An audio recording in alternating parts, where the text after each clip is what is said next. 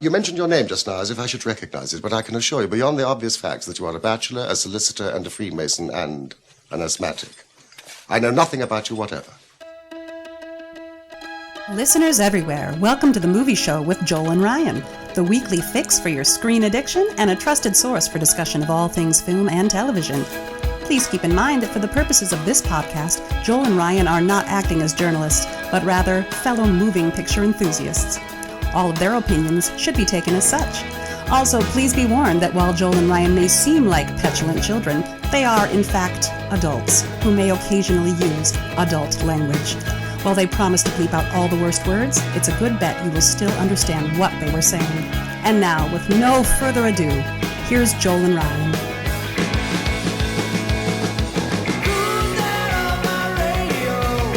That's right. We've taken the show across the pond. We are welcome to Joel and Ryan, the movie show. That's about as long as I should ever do that bit. You're pretty good at acts. I can do English pretty good, but to improv and do it is a challenge, you know? I'm better at it when I have lines to say, and right. I can, you know. Yeah. I have to, what I was going to talk about what I was doing this week, and I've been understudying A Christmas Carol. So I've been learning this production of A Christmas Carol, and a part that I've played in the past, and the vocal director for the show came up to me, and he said, "Hey, I know you've done the role before, but can you do a Scottish accent?" And I'm like, okay, I can learn. I sort of I know the basics of I it. have the tools to do it. And he's that's like, a hard one, and though. He's Scottish accents have fouled up even the best actors, you know. Yeah, and he's like, "Hey, I think that'd be really good," because he's a new dialect coach, vocal coach for the show, and so I think he's trying to put his stamp on this production by allowing people to, Ghost of Christmas Past she's using an Irish lilt to it, and the man who's currently playing Christmas Present, he's African American. He's using sort of this Ghana, this Afrikaner British, it's really cool. It works, but obviously, if I were to go on for him, they're not going to want me to use some sort of Ghana, Afrikaner accent, and so no, so he's like, "How about Scottish?" And I'm like, "Sure, I can learn." So then it's turned into like I have to, before I say any word, I have to say, "I am the Ghost of Christmas Present," and just to get yourself going. Get myself in the headspace. I know, but that's basically. I still know a couple of phrases from. Maybe I know more than a couple, but I know a couple Irish phrases that I say in my everyday life from our classroom dialect coach. Or tape, we were tapes back in the Blunt book back in the mid 90s. I still have that book. I still have all those tapes. No, the book. I don't listen to the tape. I don't have any of that stuff anymore. But what I do have is a couple of them in my head, and one of them is, but Jesus is easy to cape days, and yep. It's hard, and it's hard to. I always just think because I did a scene with our good friend Michael, and we ended up doing a scene from The Crying Game for that dialect class, and so Michael, and I'll edit, I'll censor myself here. Somebody who'd be like, "Did you ever, Vargas? Did you ever?" And I'm like, so that has stuck with me forever. That's kind of how I get. That's my Paktika and the Harvard Yard of Irish accents. Very nice. And now it's "I am the Ghost of Christmas Present." Mine's definitely "Oh, but Jesus" or "The 30 Dirty Thieves." And those are word for word right off that tape. That's pretty good. They're not part of anything I ever did, except they just whatever. Something stick in your head forever, people. So once again, I am Joel, and of course next to me is Ryan. Yeah, and welcome back to the big blue couch. We are talking about movies. And how was your week this week? It was good. Yeah. Yeah, I don't know. I was working and doing stuff, and I watched a bunch of movies this week, but they were all from like 2009-ish. I don't know. It's like And they weren't. They were all good because I was revisiting them, but none of them are great. So I don't know what to say. Like coincidentally, they were all from 2009. No, well, it's not a no. It's actually kind of not a coincidence. Okay. I mean, it starts out a little bit as one. I wanted to watch the two from around 2009, not exactly, but I was to make the story shorter. I was just but from that era, before we got into the 2010s, back when we were still at the end of the aughts. Yeah. A couple of interesting filmmakers. Neil Marshall, the director of The Descent, made a movie called Centurion with Michael Fassbender about it's basically a survival movie about the what's left of the Ninth Legion in Pict territory in Scotland, trying to escape back to civilization and being hunted by these things. And then next year, coincidentally, Kevin McDonald made a movie called The Eagle, which has Channing Tatum. Right, and that one I have whose father commanded the Ninth, trying to retrieve the eagle from enemy territory. And they'd work actually together nicely, and neither of them are great, unfortunately. Mm-hmm. But for modest period, like late night adventure movies, they are actually pretty great. If that's the kind of thing you like, and I like pretty much all of those to one degree or another. They're neat. And then I watched a handful of other films, but it started with, I'm going to watch these. And then I'm like, I'm going to watch this and that and this. And I started watching things from all over that period. The Road and The Lovely Bones. Right. And An Education, which is a great movie that everybody should see. An Education. And what else? An unsung movie that people say is boring, and it is boring. So if you can't tolerate boring, don't see this. But Hilary Swank's Amelia. Oh yeah. That's a really beautiful and subtle and nice movie. I mean, I get that it's not. It is kind of. Yeah. I don't know what people want. Yeah. Those people in that story are mannered people. They're from a different time when people communicated differently and kept a lot of different things to themselves and such. But it's still really lovely. It's beautifully photographed, and it's a nice testament to Amelia Earhart and Hillary and Richard Gere. Great in it. I should give it another rewatching, or give it a rewatching. I guess I sort of felt maybe when I watched it the first time, I had seen too many other films vying for Academy Award nominations. Sure. That's what it. I just remember going, oh, here she is. And that was the knock on it. Here's a dull period drama. You know what I mean? Yeah. They managed to make Amelia Earhart dull. But I really feel when you watch it, you get a pretty good sense of probably the kind of person that she was, rather than the icon that we've created since. Amelia Earhart, American flyer. Here she is, Lady Lindy herself. Yeah. Yeah, and there's a lot. I think it's funny because there's a lot of that in the movie, and that it all seems kind of ridiculous. It's all used as juxtaposition. Exactly. But, it's a far. I mean, it is a little slow burner, but it's a far better movie than I feel like it really got trampled, as an Oscar also ran, which failed. And it's a little better than that. Well, before we get into our countdown, I want to make sure that everybody knows we now have yet another way for people to interact with us. We are now on Instagram. Nice. On @AskJoelAndRyan, and of course you can always reach out to us on Ask Joel and Ryan on Twitter, the Movie Show with Joel and Ryan page on Facebook. We are on the Podbean podcast platform, joelandryan.podbean.com, and of course you can use the original electronic mail, askjoelandryan@gmail.com. So is your mom's favorite movie Robin Hood, Prince of Tides? Does your brother-in-law stop everything to watch The Grand Buddhist Hotel? How about that time your dad went on and on about Quentin Tarantula's Indigenous Bastards? We can help. We've been yammering on about movies and television for over 20 years, with many people telling us to our face that they didn't hate it. So now you have the opportunity, and you can tell your friends and family what our friends have been telling us for a long time. Hey, you guys are kind of fun.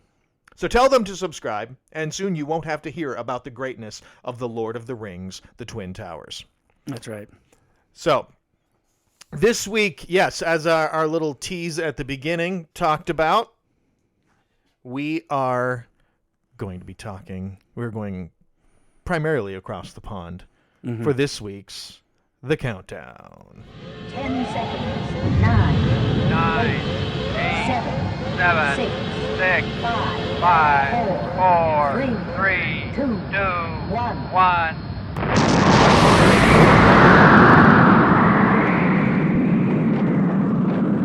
All right, so if you listen to that beginning tease and you're like, oh, I know exactly what that's from, give yourself, go find out what house you are in the Harry Potter universe and give yourself 50 points for that house.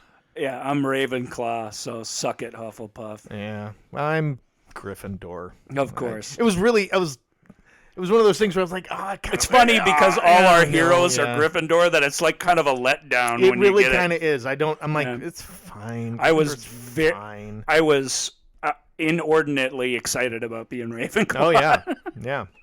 Yep. I would be. Ravenclaw's really cool. But so anyway, that's not our list. No, that is not the list. That's coming someday, surely. Yes, someday. But that is not the list today. We'll do top 5 Hagrid expressions. I'm sure we'll do everything from the. I mean, if we do this for a while, we'll hit on all your favorite. And things. You know what, people? It's on you. Top 4 it's on you Hogwarts if we keep doing houses. This. Do you want us to do Hogwarts? Yeah, top 4 Hogwarts. Do you want us to do a Harry Potter list? Well, first of all, you can tell us on the many platforms that I told you about earlier how to tell us what you want us to talk about. And frankly, if you want us to keep doing this, we kind of need you to tell us that you want us to keep doing it. And if you hate it, you can tell us you don't want us to do it anymore, and we'll ignore you.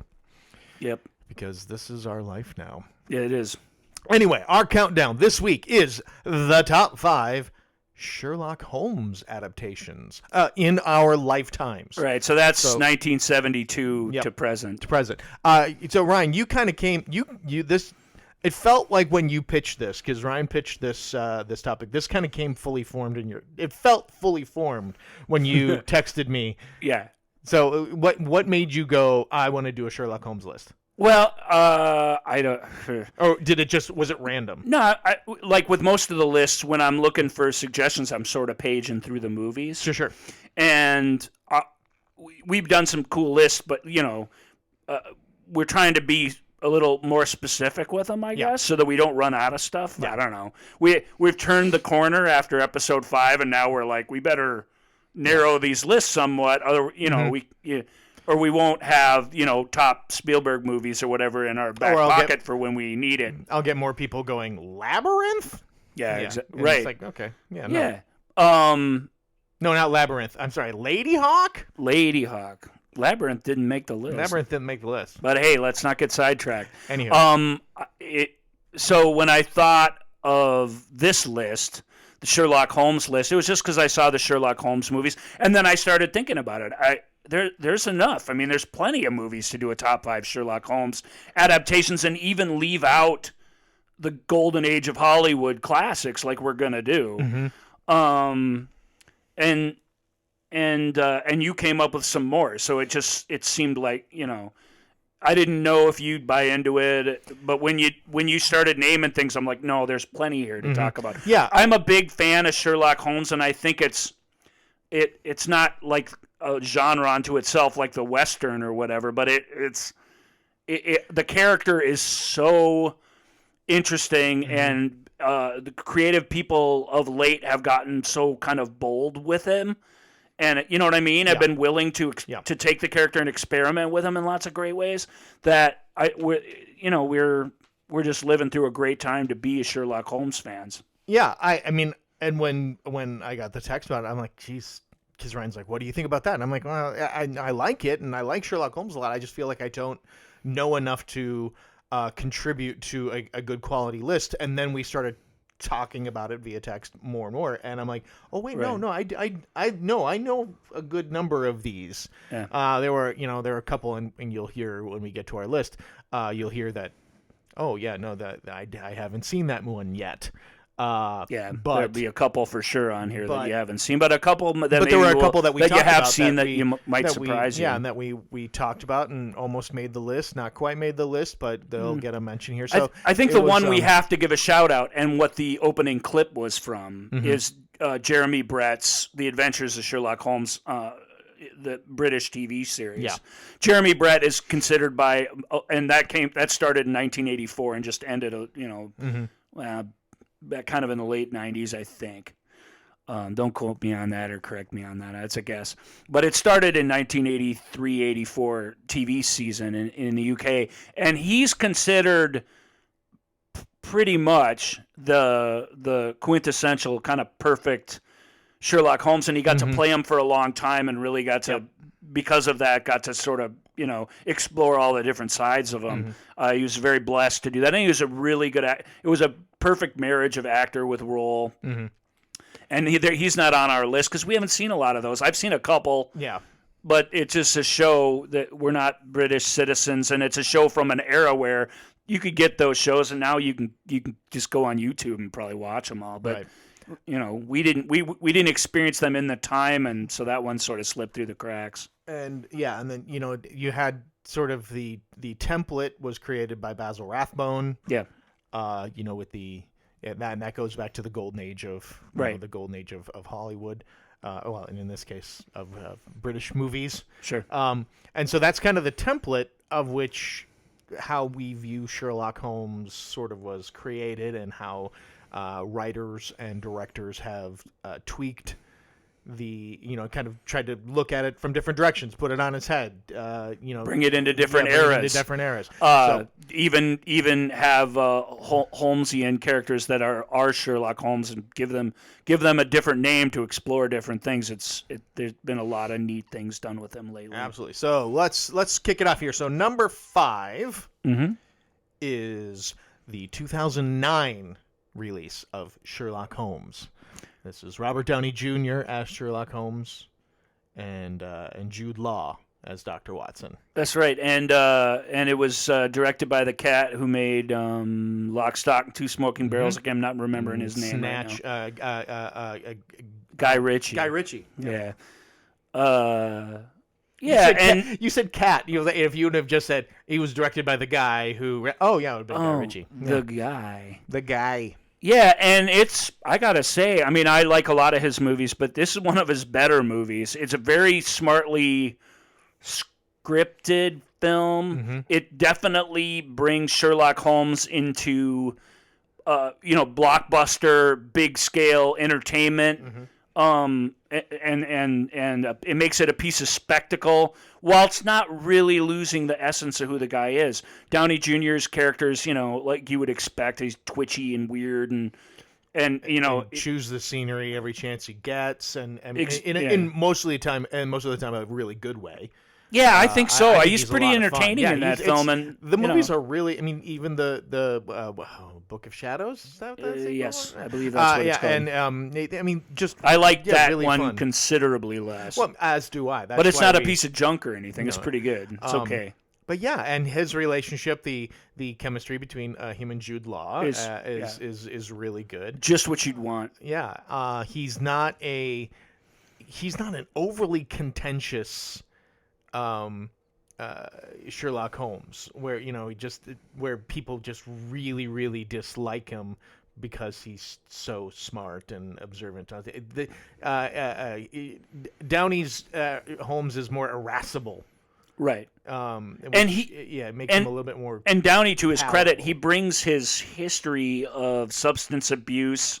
Yeah. And all his weird experiments that he's sort of admitted to doing during those days, and he knows about being lost, in that sort of thing, and always on the edge of drowning in it, unless he has something productive to do. And that part of the character really comes through in a very real way beneath all the sort of fun, flashy, just actorly stuff. Yep. And the whole movie too also has a really good supporting cast.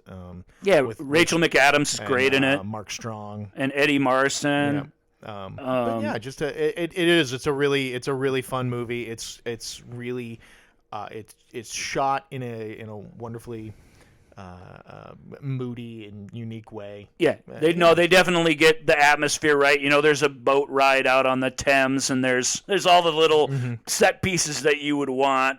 It's got a big, fat musical score by Hans Zimmer, and it's just clever. It's a clever story. The plot is ridiculous, but it's ridiculous. It's like a modern blockbuster plot, but it's worthy enough of Conan Doyle that I think we feel safe singing that film's praises. Yeah.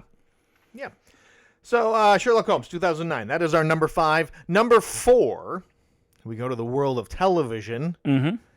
And there has been a long history, as Ryan mentioned, of, and I think I may have mentioned it too, about people tweaking the idea of Sherlock Holmes and character. There was Disney did The Great Mouse Detective, where it's about a mouse who That's right. sort of who watches, who fancies himself a Sherlock Holmes type. That's right. And Spielberg produced an early Chris Columbus script, Young Sherlock Holmes, where you got to see Holmes and Watson in boarding school together. It's sort of a fun alternate history for them. And of course, Gene Wilder doing The Adventures of Sherlock Holmes's smarter brother. But our favorite for number 4, House MD. Yes, the television show. long-running medical television show where the doctor in question, Dr. House, uses Holmes's sort of methodical thinking, and he uses his skills to solve. But it's more than that. You have a Watson character who's who's Wilson. Mm-hmm. Yeah, I mean it's not veiled. It's not veiled. It's very clear, and it was sort of very clear from the outset. He's a not very likable. He's incredibly smart and is not afraid to show it. He's addicted to painkillers. And it's his incredible intellect that can figure out pretty much any mystery, and in this case, the mysteries all happen to be medical in nature. Right. And of course, House, played by Hugh Laurie, fantastic British actor, though playing an American. Right, an American Sherlock Holmes doctor. Yeah. Yeah. So, now House is, and frankly, they even, when the show wrapped up, and, if I won't really spoil it, but the show wraps up very much paying tribute to the great finales of Sherlock Holmes, of the Reichenbach Falls? Yeah, Reichenbach Falls. It's all very much in that vein. It's you can watch the whole thing and not know you're watching Sherlock Holmes. So it works on two levels, but that show it owes everything to Holmes, and it does justice by Sherlock Holmes, the character. It's for Sherlock Holmes fans. If you missed it somehow, it is. Yeah, and it's really fantastic. It's shot well for a TV show. It's paced. It's always paced really well. They and the characters, the supporting characters, have always been really good. Yeah, there's an army of young apprentices that he has that come through, and all of them are pretty great in their own way. Yeah, and they've all, for the most part, all had terrific careers after leaving House. And of course, it has to be mentioned anytime we mention House. It most likely is Lupus. It probably isn't Lupus. Actually, no, you're right. It actually isn't Lupus. But we should stop and at least consider Lupus. You're right about that. Let's start treatments for Lupus. And you mentioned it, but Robert Sean Leonard plays Wilson, and Robert Sean Leonard's a great actor, and this is almost his best role because he was sort of born to prop up the crazy guy in the room, and he does a thankless job of that while still keeping Wilson sort of an integral and important guy himself, and the writers definitely do that too. Yeah. So that's our number 4. Yeah, good old House MD. It's a great show. Number 3.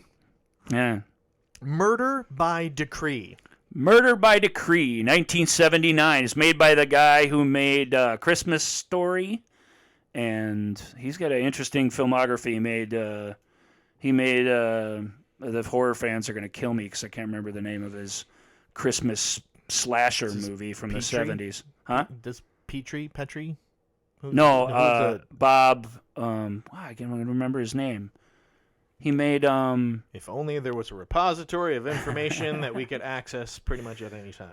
he made a really interesting bunch of movies, and one of the most interesting, while Joel's looking up his name, his first name's Bob, is Murder by Decree, which stars Christopher Plummer as the great detective and James Mason as Watson, and they're aged. Christopher Plummer was an old man in '79. Oh, Bob Clark. Bob Clark, right? He made Porky's. It's just a really interesting list of films. Like I say, Porky's probably most famously, and I think A Christmas Story its legend definitely has grown every year since it's come out. Yeah, boy, man, Children Shouldn't Play with Dead Things was his first movie. Yeah. What's the Christmas one? The slasher movie. Black Christmas. Black Christmas. Mm-hmm. That's So he did a lot of horror. And he did a slasher. great legal drama in the '80s called From the Hip, that David E. Kelly wrote the script for. I think it was David's kind of first, either that or a little bit of L.A. Law was David's first, and it's a great courtroom drama / comedy. Mm-hmm. And he made a movie called Turk 182 with Timothy Hutton. Oh, I love Turk 182. That's Bob. He made these interesting sort of interpersonal stories. He shot a lot of them in widescreen like they were Lawrence of Arabia. I don't know why he did that, but they're always visually interesting because of that. So that's just a shout out to Bob Clark, who's probably not a guy who's going to come up on our list very often. No. One of my favorite movies of his is Murder by Decree. And Murder by Decree is it's Holmes taking on the Jack the Ripper case, and there have been a few Holmes tries to solve Jack the Ripper. This plot of Murder by Decree. So just as a warning, if you've seen the Johnny Depp film From Hell, the graphic novel From Hell and Murder by Decree both steal the same theory that came out in the early 70s of the crime, which is often referred to in short as the Royal Ripper theory. Oh, right, yeah. I'm not going to spoil the movie, but it really is the same sort of theory of the crime. So having seen From Hell, you've kind of seen Murder by Decree. What makes Murder by Decree special is certainly the foggy atmosphere. It really is an incredibly atmospheric film, the most atmospheric on our list in terms of foggy old Victorian London. Sure. I mean, it captures it in a little. It's 79, so in a little bit of a stagey way, but still really in a spectacular way. And the other thing that's great about it, even though they put Christopher Plummer in the Deer Stalker and make him smoke the big pipe and make him say elementary, and I mean every Holmesian cliche is in Murder by Decree. Yeah. They embrace them all. He kind of refuses to be a caricature. Christopher Plummer is a great is a great actor in everything, still is, and it was great at this time in that role. And James Mason too, who's always been so good. They're just perfect together. They're really wonderful in a more subdued and a more kind of old, like almost old gay couple living together. I mean, that's what they kind of remind me. I guess that's what all the right. Holmes and Watsons remind you of that. But these guys, they're old and very settled in a way they never got to be in the Conan Doyle stories. And that and Plummer's emotional availability, which is unusual for Holmes, are the things that really make Murder by Decree sing. That also, the crimes are grisly. It's the Ripper murders. Yeah. It doesn't shy away from what those were. It's very cool in that way. So if you're fans of either, and certainly if you're fans of any sort of Victorian period mysteries, I mean, you must see that. That's out there somewhere. Go get it. Yeah. So that's number 3, Murder by Decree. Yeah. Number 2, another old movie I'm gonna gush about. Yep. This one is called The 7% Solution. The 7% Solution was written by Nicholas Meyer. So sci-fi fans, Nick Meyer's most famous for directing Star Trek II, The Wrath of Khan, and writing and directing Star Trek VI, The Undiscovered Country. Generally considered the two best. Yeah. Or at least two of the very best original Star Trek crew films. Yeah, from the original crew, yeah. But what he's really most famous for, and rightfully so, is that he wrote a novel which is considered the best Holmes story written that wasn't written by Conan Doyle, which is the 7% Solution. He wrote it during a writer's strike because he couldn't keep busy, so he just sat down and did it. 7% Solution, if you don't know, the name refers to the amount of cocaine that he injects per saline or whatever in his blood. It's a really cool book. It's a spectacular book, but it was turned into a pretty great movie. And the story is that Watson basically kidnaps Holmes and brings him to, I guess it would be Austria. Where's Freud from? Austria. Austria, yeah. So Nicole Williamson plays Holmes. Robert Duvall plays Watson. Robert Duvall's his accent's a little sketchy, but he's pretty great. He's a pretty great, kind of stiff upper lip Watson, and kind of cleverly tricks Holmes, which is fun. And Alan Arkin, top billed Alan Arkin, plays Sigmund Freud, and Sigmund Freud gets Holmes, basically cures his addiction, puts him through rehab. That's what the movie is. And wouldn't you know it, while he was going through rehab and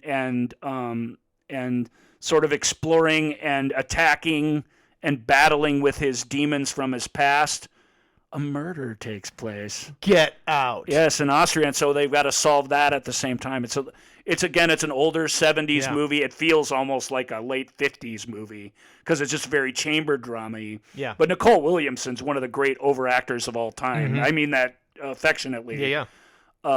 And Nicholas Meyer's story is very clever. And for fans of Holmes, it's a love letter to him and to Conan Doyle, so people should check it out. That's tremendous. Yeah.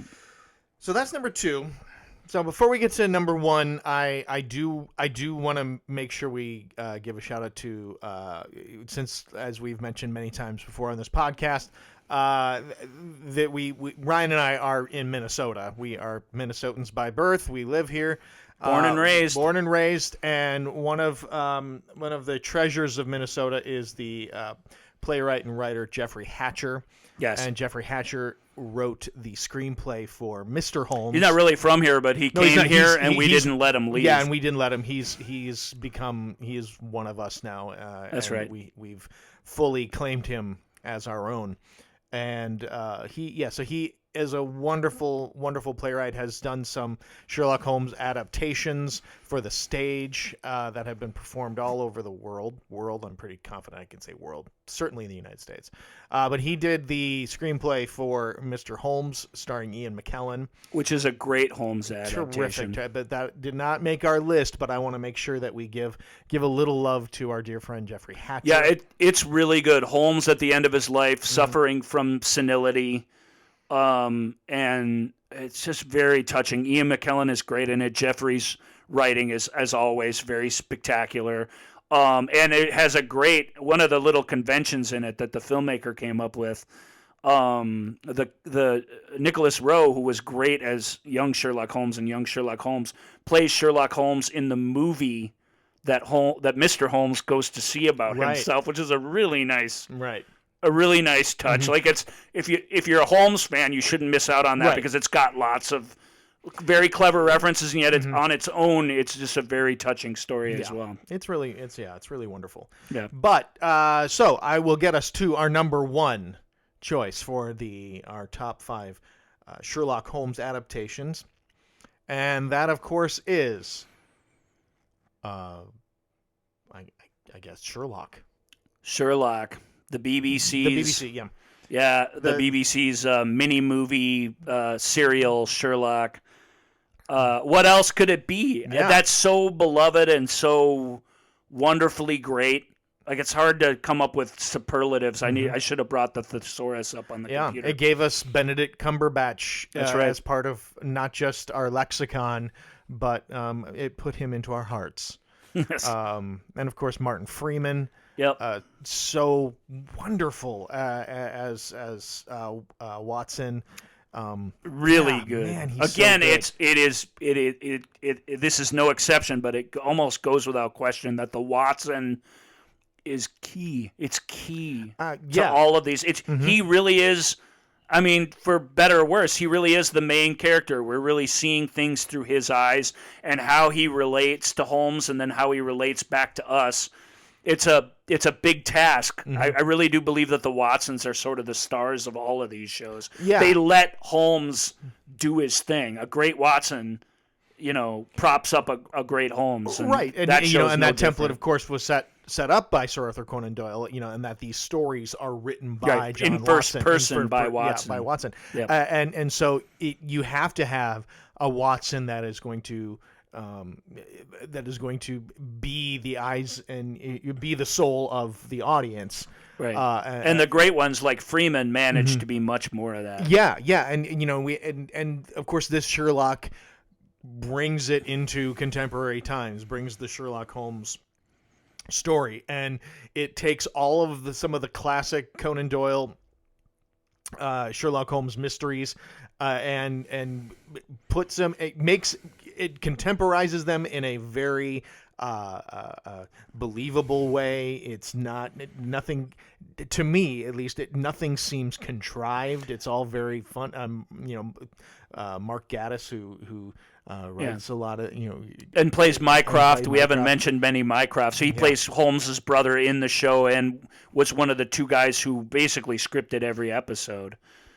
It is. It's really Certainly the two guys who had the vision of what that show is. Yeah, and it allows Benedict Cumberbatch to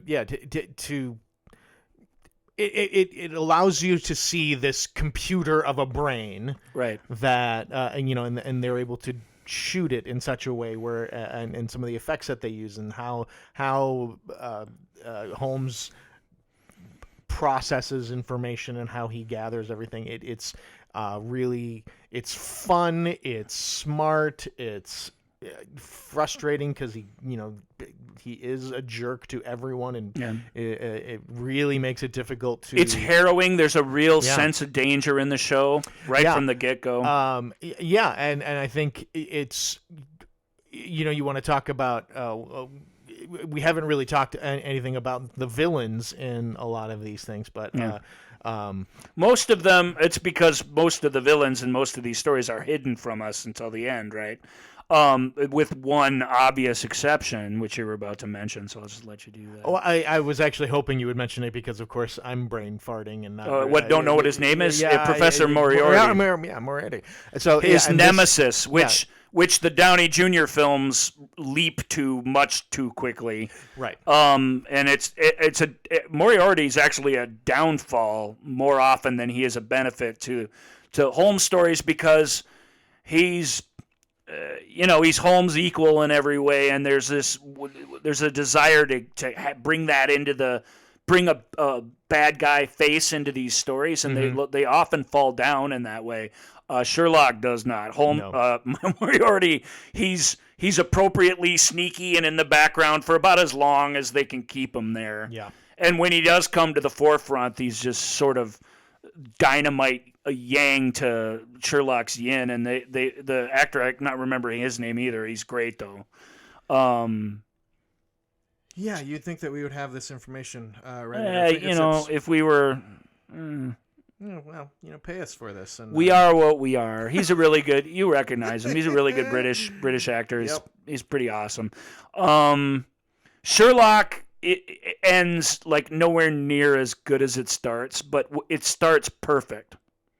And I'll say that again. Its first 6 or so episodes, and when we say episodes, we're talking about hour and a half-ish, hour 40-minute movies, are perfect. It's perfect television. Mm-hmm. So the fact that it runs out of gas a little bit when they get a little too elaborate with the characters that come in and out of his life in particular, I don't want to spoil it. Everybody should watch Sherlock if you haven't, and if you have, you want to talk about this further, you probably know what I'm talking about. But it's great. It's like I say, even at the end when it's kind of ridiculous, it's still pretty great. I don't regret any episodes of it. Andrew Scott. Andrew Scott is the actor who plays Moriarty. It was important to look him up because he really is pretty spectacular. He's great. He's as good a Moriarty as there's ever been, I think. Yeah. So that is the list. Yeah. Our top 5 Sherlock Holmes. Do you disagree with us? Do you agree with us? Do you agree with us? Do you need to do you feel so compelled, saying this was my goodness, this was a perfect top 5 list? Come, give us a pat on the back. Go to Ask Joel and Ryan on Twitter. Go to Instagram, Ask Joel and Ryan. Send us an email. Go to our Facebook page. Please tell us how wonderful we are, because we are doing this, if for no other reason than your praise. I'm in it for the money, actually. I'm hoping the praise will lead to money. I see. Okay. Well, you always did take it one step at a time. Are we ready to don the tuxes? I think we are indeed ready to explore what could have been, what should have been The Altscars. Hooray, hooray, hooray for Joel and Ryan. I've warned you about this. If you sing the song, we're going to have to pay the rights. I was doing a parody. I was doing an homage.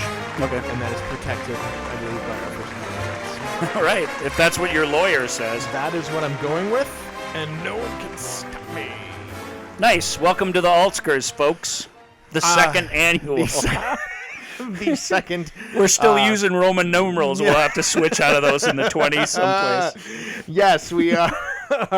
Today's Altscars brings us to the year 1991. Yeah. It was a good year. It really was. Ryan, a really good year in movies. Yeah, Ryan. It was a terrific year in movies. Yeah. Ryan had just gotten out of high school. That's right. I was going into my senior year of high school. What a great time to be a senior. I was. Yeah, it was a great time, frankly, to be alive. Yep. And grunge hadn't happened yet. Not quite, but boy, I had friends who were starting to bring in the flannel. It was still hair metal. Mm-hmm. I do believe in 1991 is when I saw Pearl Jam at First Avenue. Really? Oh yeah, I think so. Wow. Pretty sure I just found that ticket stub. You were ahead of your time. You were way ahead of my time. I had there was a couple. In 1991, I was just discovering Emerson, Lake and Palmer. Equally as impressive. Thanks.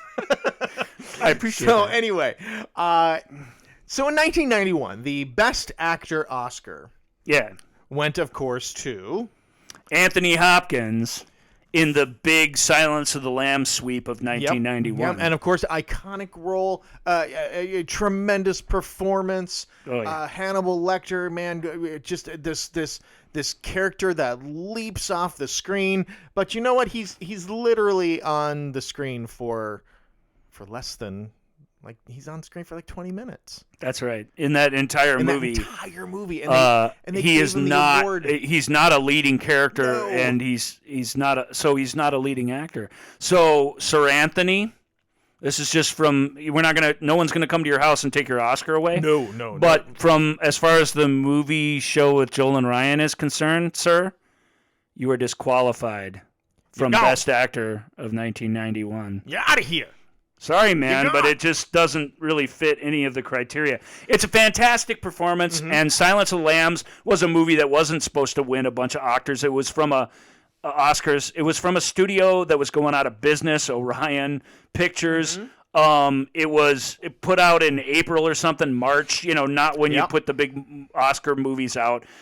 People call it a horror movie. It's not a horror movie. It's dark, but it's really just a procedural. It's a murder mystery. Yeah. It's got wonderful suspense to it. It's got horrific elements in it. Don't get me wrong. And it's really moody. It's just It is the 90s.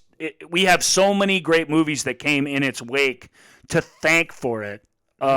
It's based on a great novel, and it's a great adaptation of a novel, one of the better novel adaptations ever. So, props, and without the iconic performance, Anthony makes every second of his 20 minutes of screen time sing. I mean, he's fantastic in it. And the movie, and Jodie Foster's really tremendous in it. It's got a whole slew of really terrific supporting actors. Scott Glenn. So it Yeah, I mean, ultimately, Ted the movie- Levine, Ted which Levine, you gotta- it's gotta terrific. mention him. Yeah, it's a terrific film and worthy of praise and watching. But So we're not dissing on that. We're not even But dissing Sir on Anthony- Anthony. We're just saying, yeah, dude. Yeah, I mean, even by today's standards, it. even a few years later, they Yeah. basically changed the rules so that he could never win that award. We get it. That it was a wonderful job by his his agents. Well, and it the was studio's marketing team. Right. The studio put him up for that award the because they looked at the distributors. performances of that year, and they said that's the one he can win. Supporting actor, Was loaded. like it usually is. Supporting actor is always a murderer's row of character actors at their best in the best roles in the best movies. It's a tough category, maybe the toughest. Right. So let's take a look at who else was nominated for Best Actor. Yeah, in let's see who 1991 these guys are opposite. that were so vulnerable. Take us through it, Ryan. Who All else right. was Well, nominated? first one was Warren Beatty for Bugsy. Warren Beatty's great in Bugsy. Bugsy's a great gangster movie about Bugsy Siegel by Barry Levinson. Warren, he's just a really cool customer. He's in almost every scene in the film. Yeah. He's nothing like Bugsy. It's one of those performances where they put Warren Beatty to play this little Jewish gangster, hit guy. Right. So that's weird. But, it's like Vampire Lestat, and there's 100 examples. He shows up. He's a movie star. He made it his own. He's awesome. Yeah. Nick Nolte in Prince of Tides. Prince of Tides. And, Robin Hood, Prince of Tides. Well, we make that joke a lot Yeah, because once when playing the movie game, which we won't go into the details of that right now, that'll come up later. Joel's now wife. girlfriend at the time, shouted out Robin Hood, Prince of Tides. Oh, she was so excited. They both came out in the same year, Robin Hood, Prince of Thieves, and Prince of Tides, and that's relevant to our discussion. Prince of Tides is the Pat Conroy novel. It's directed by Barbara Streisand, who also stars in it along with Nick Nolte. Nick Nolte has a very challenging roller coaster of a role in that, and he's about as good as he's ever been in it. He's playing a little bit against type as sort of like a deep feeling, sort of morose kind of guy, which Nolte's more of a rah, rah, rah kind of guy, as we know him. So it's a nice role for him. Kate Nelligan's in it. She's great. Nick Nolte could have won that award. I don't think anyone would have complained. The other role, much bigger than Hannibal Lecter, is Robert De Niro's turn in Martin Scorsese's remake of Cape Fear. Right. If you saw that movie at the time, holy smokes! I mean, boy, does he command the screen in that film. Yeah, and I think, and I'm pretty sure he was kind of the odds-on favorite. He was one, and he certainly was one that was talked about. Well, it's very Hannibal Lecter type performance, although he's a much less restrained type of guy. Yeah. But it's that crazy off the wall, motivated from pure hate sort of villain, total psychopath basically, whereas Hannibal's more of a sociopath. Yeah, and De Niro's character in Cape Fear has become as iconic, maybe not quite, but almost as iconic as Hannibal Lecter. I mean, it's been parodied in The Simpsons, Ben Stiller, Kate Munster. It's I mean, so that type. And of... he was doing a remake of a role that Robert Mitchum did to pretty much to perfection. Nick Nolte, busy year. He played the Gregory Peck role in that, and it's a very good movie. Right. Introduced us, I think, most people to Juliette Lewis. She's shocking in it, and Jessica Lange, who I'm always ripping on, but Jessica Lange brings the ugly. If you need somebody to do that, she does a great job of it in that film. Yeah. Very thankless and she really puts her dignity aside to serve the story in a great way, and I got to give her credit for it. And then I'll just, without stealing your thunder. Actually, I won't say the last one. No, the last one is your choice. It would be my pick. My pick for that. Robin Williams in The Fisher King.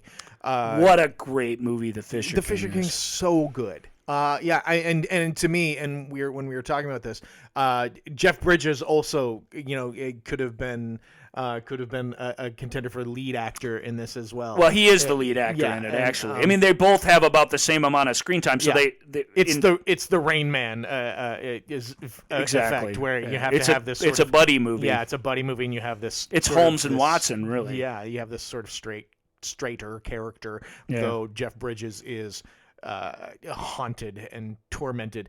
Robin Williams, though, They all are. yeah, that this- movie's so zany and crazy, and Yeah.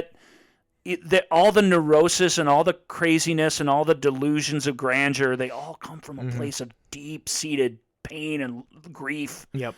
And that's why it's still so powerful after all this time. And I'll let you talk a little bit about Robin and specifically. Robin Williams, for me, it's what the movie does so well, and what he does so well in this is he takes that Robin Williams persona of this kinetic, this absolute fiery ball of energy that is just going all the time, and he absolutely just bottles it and holds it just under the surface for almost the entire film, where it's just it's really raw. It's a performance on top of a performance. Yeah. And a lot of people can't appreciate the complexity of that. But whenever you're watching a character, even an unhinged, crazy, over the top Robin Williams character, which this guy is, when it's layered like that, it's amazing because it's a crazy, off the hook, improv heavy Robin Williams part. Yeah.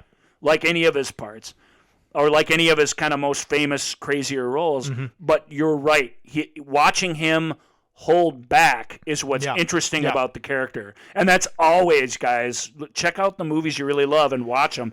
People holding stuff back is almost always more interesting than them blurting out all their feelings from the bottom of their souls. Right. And the And much harder to do. Yeah, and the torment of Robin Williams' character and his desire to somehow get past his sadness and torment, Right. is so just There's heartbreaking and compelling, and just, But there's a hope that drives him. yeah. And he brings hope back into a guy's life who has lost and all he hope. absolutely he absolutely allows, if you want to talk about, again, I bring up Rain Man, the idea that you have this sort of showier part that gets a lot of the attention, but really the character that goes through the most change is the quote unquote straight man in the relationship. And in this case, it's Robin Williams'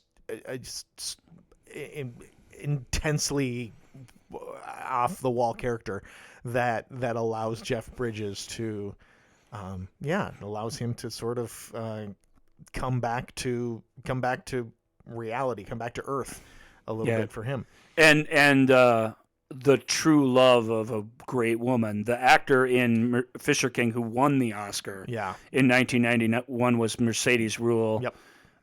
Deservedly so. It's again a different kind of movie than you usually get Oscars for, but she's really good in it. And ladies, I don't know, maybe not all of you, but I've seen this relationship play out. You know what I mean? So many times in real life, and she just captures what it's like to be with a guy that is. She just deserves more than this guy. Even though he's got so much potential, she deserves more, and she sticks by him. And, maybe watch the movie. Maybe Hollywood rewards them with a happy ending. Amanda Plummer's also genius in it. So is Michael Jeter. And I'll just say, since we've talked about it recently, there's a dance sequence in the middle of it. Indeed. One of my favorite scenes of all time. It's so good, man. I won't that say whole the movie. context of it because it's an amazing thing from the maestro Terry Gilliam, but check it out. It's really wonderful. So let's take so who else? Okay, so that's who was nominated and lost to Anthony Hopkins. And Ryan mentioned that in 1991, a terrific year for movies. Yeah, well, I think of the one role I think of. I don't know how. I don't love the movie, and I don't think a lot of people do, which is why I don't think it gets a lot of credit. But Val Kilmer as Jim Morrison in The Doors in 1991 is something to behold. Right. If you are either a Val Kilmer fan or a Doors fan, I don't know how you've seen it if you're not a Doors fan. It let a lot of Doors fans down. That movie's weird and it meanders all over the place, and you almost feel like you're stoned a little bit when you're watching. It's weird. And that's Oliver Stone. It's a complex look at a complicated dude. That's not always what people want. Right. A la Bohemian Rhapsody. That's really what they want is propaganda and legend. and The Doors gives you, down in the muck reality. Right. But my pick, also not nominated from that year, was from the other Oliver Stone movie from 1991, JFK, and I'm giving my Oscar to Kevin Costner. Yeah, and we took a pause there because I'm sure there was a collective, what, Costner? Wanted to let you guys spit your drinks out of your mouth. Kevin Costner in JFK is spectacularly good. He's really good. It's the anti-Hannibal Lecter role, really. He's leading man through and through. He's a man of boundless integrity and stick-to-itiveness. Kevin, unlike Robin Hood, Prince of Thieves earlier in the year, picks a nice kind of Mississippi, Louisiana accent and sticks to it. He sticks the landing on it for sure. JFK is, it's almost, the director's cut's almost 4 hours long. It's this big, labyrinthian, crazy, berserk journey into the depths of the conspiracy around killing John F. Kennedy, the assassination of him. And Costner holds the whole thing down in a way that is very workmanlike, but again, so much more. It's both. You see a guy sort of thanklessly giving his all generously to this crazy cast of characters that marches through the movie. But whenever he's called upon to be the heart and soul of the thing, he just nails it. And the ending, the closing scenes in the courtroom, which go on for almost 40 minutes, he just takes stage in that in a way that is a miracle of acting to me. Yeah. Just amazing oratory and never boring, thrilling even, I would say. Mm-hmm. Costner, he wasn't even nominated, and I suspect it's because, the number 2 movie of the year, that's year after Terminator 2 Judgment Day, was Robin Hood, Prince of Thieves. And he's not a very good Robin Hood. It's not a bad movie. It's pretty good, and he's fun. He's not embarrassing in it, but he flirts with being embarrassing in it. Mm-hmm. It's not a great role for him at that age, in the way JFK is a perfect role for him. You know what I mean? The way Elliot Ness is a perfect role for him. He wanted to do it, and I can see why. Who doesn't want to be Robin Hood? And he doesn't totally fall flat, but he tried an accent and then was asked to drop it and then stubbornly brought it back. So it's all over in the movie. Yeah. And he caught a lot of crap for that, and his star sort of got some tarnish on it. And by Christmas time, when JFK came around, I think people didn't even want to acknowledge. I mean, he was good. He got good notices, blah, blah, blah. But and the movie was very much, and maybe because of maybe the marketing people looked at the stuff coming out for Robin Hood, Prince of Thieves, and said, okay, you know what, JFK, we need to sell the Oliver Stone-ness of this movie. And we can't, and so the movie, I remember that movie. It's very much, this is an Oliver Stone film. Yeah, Oliver it Stone, very much is. Yeah, and it very much is. But I mean that's how it was. That's how it was promoted. That's how it was. Right. A lot of Americans were hearing these conspiracy theories, if you can call them that. These very quizzical, problems with the official explanation of the John F. Kennedy assassination. For the first time, a lot of people didn't realize any of it. A lot of it in the movie's been debunked. Oliver takes the tack of kind of adapting that character's story and his theories straight, even though he doesn't necessarily agree with them all. But it's a tour de force movie. I mean, it was an amazing thing to sit through at the time. Very epic and yet very intimate, and left your head absolutely spinning at the end. And absolutely anchored and grounded by Kevin Costner. So I have no issues with that. That's who I would. Choice. I mean, when I look at the list, that's who I would pick. Who would you have chosen, people? Yeah, let us know. I mean, are we completely wrong? Are you saying it doesn't matter if he was on screen for 30 seconds? You want to make a case for Cuba Gooding Jr. or Ice Cube in Boys in the Hood? You want to make a case for Ice-T or Wesley Snipes in New Jack City? Right. 91 was the year those movies came out, and I think if they'd have come out later... Yes, I mean you can go. They would have gotten a lot more accolades. Steve Martin in L.A. Story. Oh, that's great. That's a great part. Yeah, But again, LA Story is weird movie. That, he's a weird mercurial performance, but good. You feel like you're watching the real Steve Martin for one of the only times in cinema in that film. So yeah, feel free, reach out to us. Yeah, I've told you before. I don't need to tell you again. I will tell you again at some point, probably in this next segment. One more segment before we go. Is it? It is time. You know what? I got a question. I have a question. Who gave you the right to play God? What the hell's going on out here? Why do I bother? What is the point in doing anything? How dare you! What more do you want from me? I have a question. That's right, I do.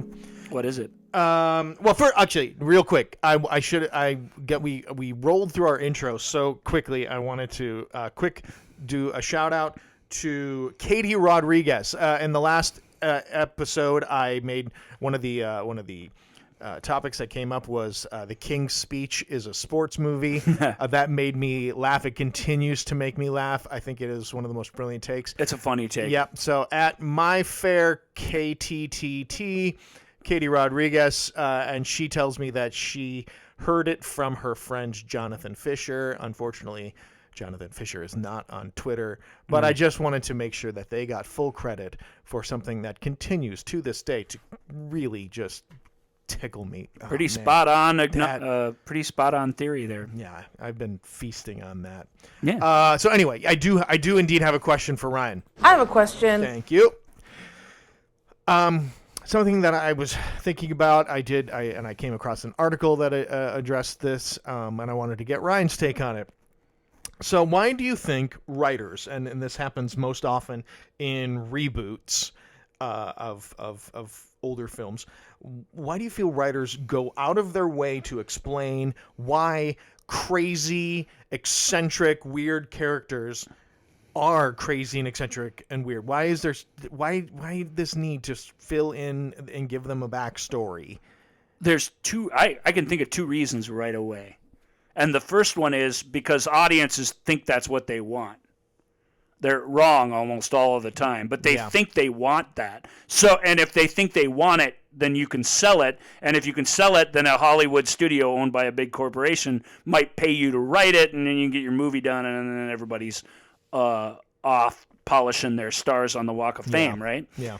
The maybe more nuanced thing is that you know the great characters. Hannibal Lecter is a great example. We just talked about him. Great characters, you want more. You want more. Yeah. Yeah. And they've done more with Hannibal Lecter and somewhat in pretty good ways. Nothing, I think, that matches the take in Silence of the Lambs. But, the film that came before it, Manhunter, which is based on Red Dragon, has Brian Cox's Hannibal Lecter in it. It's pretty chilling in it, actually. Yeah. It's pretty cool. Yeah, pretty cool take on the character. Really good movie in its own right. The way they've tried to keep Anthony Hopkins around performing it, the Hannibal, which is a very difficult novel, they actually turned that into a pretty good movie given the challenges of that story. Mm-hmm. And Hopkins, again, is pretty great in it.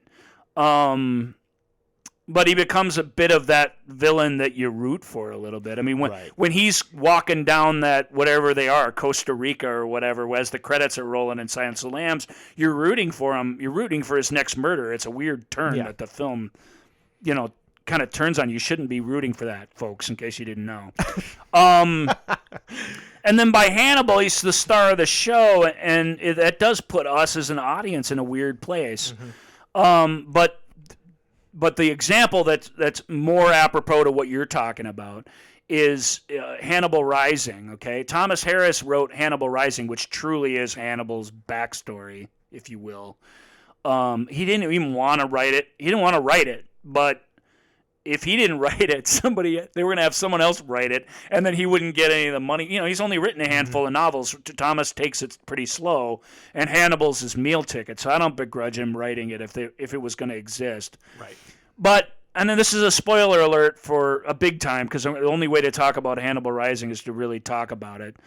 This is a long answer to your question, but it's a great example, Hannibal, of why, folks, you just don't want more of these guys. You don't. And, I've said the two reasons why I think the writers, to answer your question, why they do it, they're pretty clear.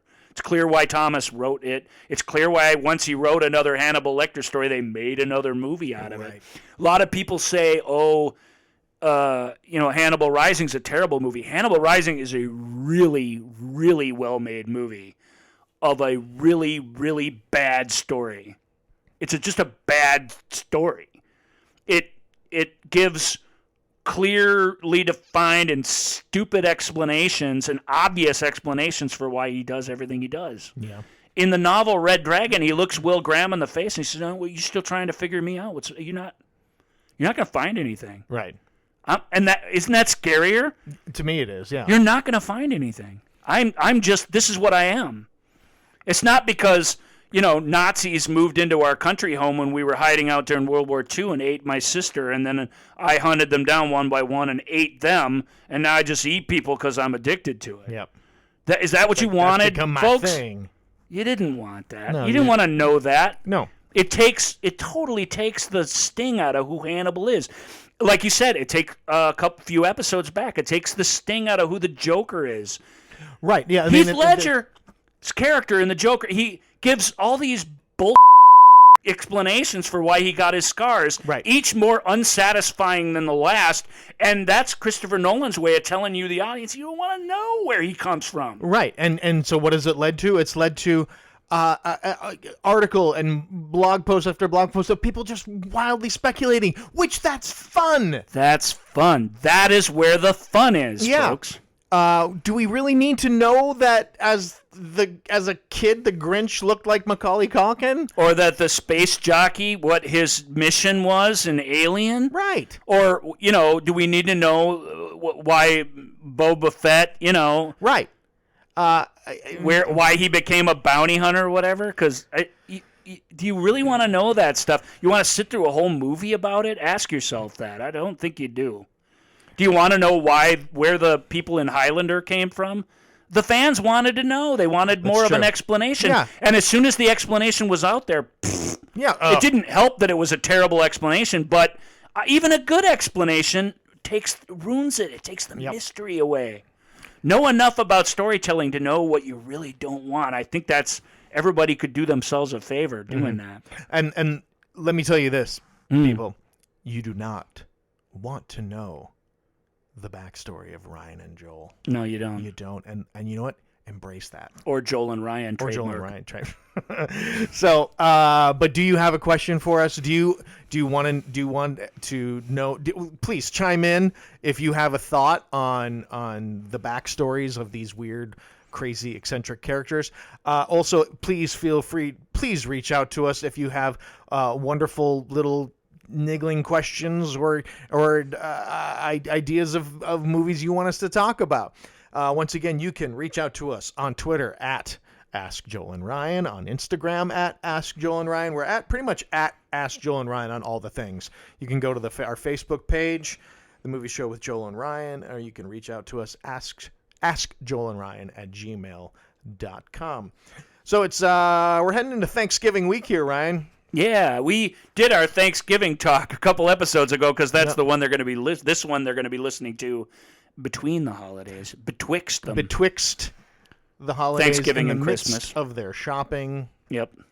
I'm hoping that now that the show's open, I'll take advantage of the time that I have. Yeah. And go see some films. Yeah, we're always dreaming about that, aren't we? Yeah, now we're else, and we're getting into some. We're getting into the meat of the awards. Of the. There are some good movies coming out, and there's a surprising amount of blockbuster event movies coming out too. So there'll be a lot to see and talk about. Yeah, it's gonna be good. Yep. So so once again, thank you so much for joining us. That's gonna do it for us for this episode. Yeah, thanks, gang. And we will catch you next time on the Big Blue Couch. I'm Joel. And I'm Ryan. And thank you for joining us for the movie show. The game is afoot. Right? That's what he says. The game is afoot. The game's afoot. It's afoot. The game's afoot. The game is not my foot. Gotcha. Thanks for that clarification. You're very... Thank you for listening to The Movie Show with Joel and Ryan. Remember, all views and opinions represented in this podcast are personal and belong solely to the speaker and do not represent those people, institutions, or organizations that the speaker may or may not be associated with, unless explicitly stated. None of these views and opinions were intended to malign or deceive. And now, here's the producers, circa 1982, to play us out.